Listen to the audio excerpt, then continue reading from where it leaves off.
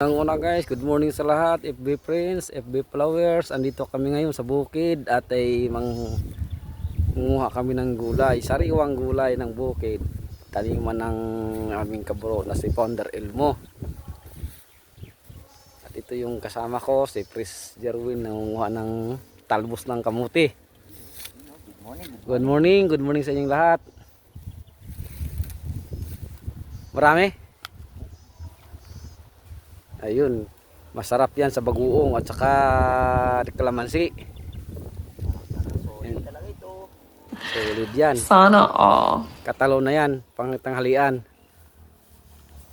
Ito yung mga taniman ng kabro namin si Founder Elmo.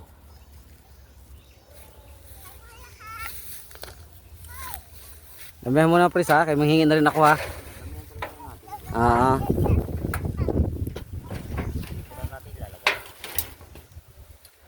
Hindi yan kinukuha na ng panggulay nila, pang tinda. Ito yung kinukuha nito. Ako pinapakuha ko ni Luno doon. Tsaka na kumuha lagi, hindi na doon. Hindi ka dito na sa akin. Pagkapunta ko dito. Alan Joy, dito pala yung ano, dito tawid pa ako dito sa Mayero, may daanan pala doon. Ayun no. Kamuntik pang ano yung puwit ko sa Yero. Ano yung tawag nito? Alugbati no? Alugbati. Alugbating puti. Paano masabi? Katalaw na yan mamaya sa tanghalian. Talbos ng kamuting nilaga at bagoong na may kalamansi at sili. Kanamit ay. Yun. Sana all.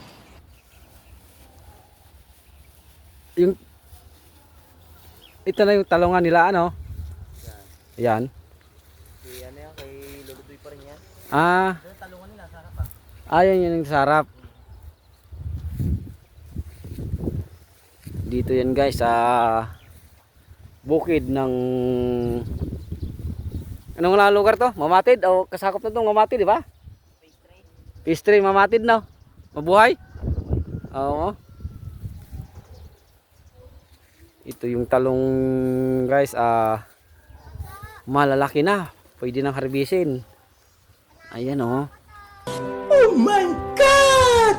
Marami-rami na talong na to pagka ma-harvest to. Talong, saluyot, alugbating pula, at may mga saging na rin dito. Pagka masipag ka lang magtanim talaga may aanihin. Ganyan, sa lawak ng bukid na to.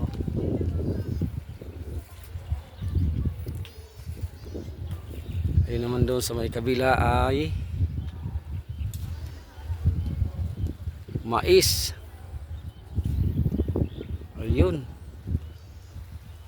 Masarap yan, may mga bunga na. Malapit na rin yung ma-harvest.